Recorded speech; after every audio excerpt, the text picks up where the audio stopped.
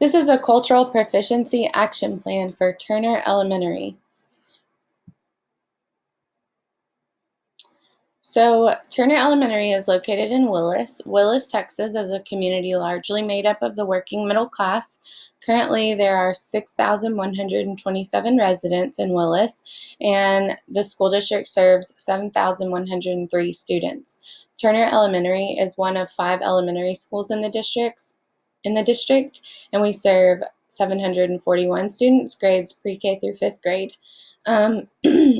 The percentage of students who are economically disadvantaged is significantly lower at Turner compared to the percentage of students that are economically disadvantaged district-wide. And if you look at our school demographics, it's very interesting because our student demographics are quite different than our staff. So our staffing demographics do not reflect our student population. However, our campus did meet standard for the 2016-17 school year, and they received a distinction for being in the top 25% of the state for Index 2, which is student progress. When looking at the cultural audit, there were several strengths that were found at Turner. Literature selections in the curriculum reflect a variety of cultural perspectives. We have a wonderful literacy library, and all teachers have a classroom literacy library, and there is a variety of cultural perspectives found in all of those literature selections. So students from different groups integrate socially outside the classroom. I believe that students at Turner do this better than any campus or district that I have been a part of. Next, there are identified support programs to promote achievement and retention of lower achieving groups. Turner has a wonderful RTI process in place, and we meet weekly to review the students who are in RTI. So instruction is differentiated to address students with special needs while challenging all students. Again, we have a common planning time, and teachers do a great job of differentiating instruction based on their individual student needs. And lastly, authentic student assessments are used to complement standardized tests. We use TEKS Resource, and within every unit there are performance assessments that are written, and those are authentic student assessments complete with a standards-based rubric that teachers implement in their classrooms. There were several needs when looking at the cultural audit. Our campus is not very high in the cultural proficiency continuum, so there were quite a few needs. First, there is a school mission statement that includes a stated commitment to diversity or global citizenry. We do have a mission statement, but it does not address diversity or global citizenry at all. Next, linguistic and content objectives are addressed for second language learners. This is a huge need on our campus and in the district. Linguistic objectives are not addressed at all, and I believe that there's a lot of professional learning that needs to happen in order to address the needs of our ELLs. Next, teachers representing diverse groups are actively recruited by the principal and the district. I think in looking at our staff demographics, you can see that that's definitely a need, and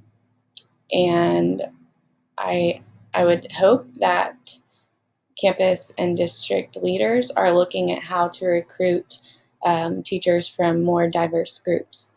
Next, professional development is focused in long term. Currently, there is no professional development plan in place. Next, connections are made to students' culture and prior knowledge. Again, we're not very culturally proficient at all, and so connections are made to students' prior knowledge, but it's not really made to their culture if they're not a part of the dominant culture.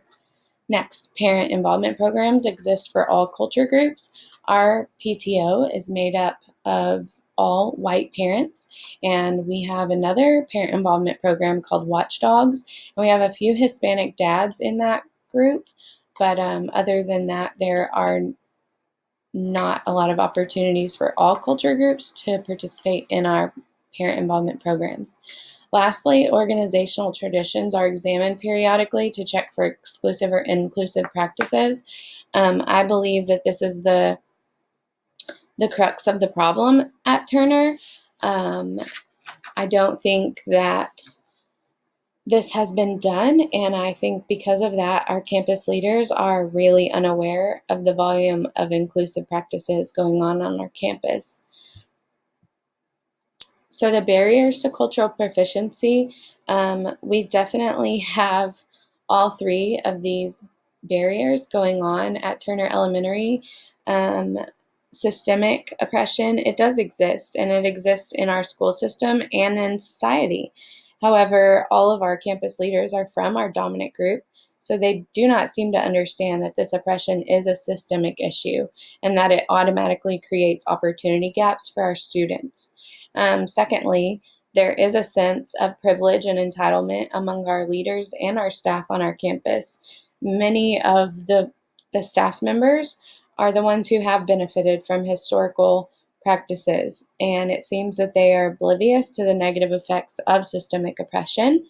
So, because of this, the third caveat exists, which is an unawareness of the need to adapt.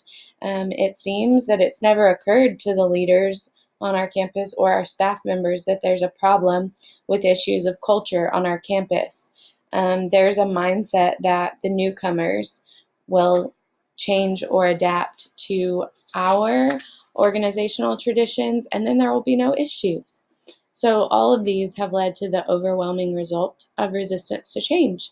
Meanwhile, the world around us, the workforce, society, and demographics on our campus, they are changing. And so I feel that if campus leaders fail to recognize this and put in the work to change the mindsets in campus culture, Turner's future will not be as bright as its past. So the action plan lays out short-term and long-term actions for improvement and a timeline and a method of assessment. So as with any action plan or program evaluation, these assessments should be done throughout the process to evaluate and ensure that the overall goal is being met. So first,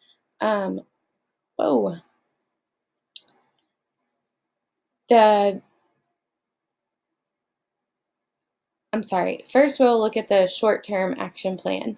So in order to develop a school mission statement that includes a stated commitment to diversity and/or global citizenry, I believe that we should allow the site-based decision-making team to meet and develop a mission statement, and then the principal ensures the promotion of this statement throughout the year. Next, linguistic and content objectives are addressed for second language learners. As far as assessing this, the district ESL coordinator could provide professional learning to all staff. Connections are made to students' culture and prior knowledge. I believe that student culture and interest surveys should be administered at the beginning of the year and then used during that common planning time to drive instruction. Lastly, parent involvement programs exist for all culture groups. I think that our principal should contact the PTO and our other established programs to make a plan to invite and recruit parents from all culture groups. Now we're going to look at the long-term action plan. This would be year 2 and on. So teachers representing diverse groups are actively recruited by the principal in the district.